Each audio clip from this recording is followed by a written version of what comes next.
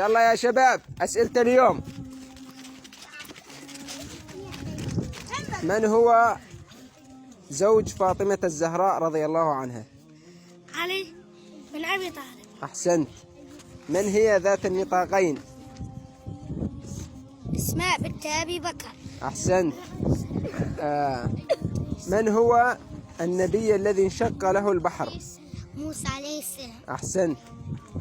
من هو النبي الذي دعا ربه ربي مسني الضر وأنت أرحم الراحمين؟ أيوب عليه السلام. أحسنت. والآن عند أبو هاني. شو اسمك؟ أبو هاني. شو اسمك؟ أبو هاني. شو قد عمرك؟ ما أعرف. ما يصير ما تعرف.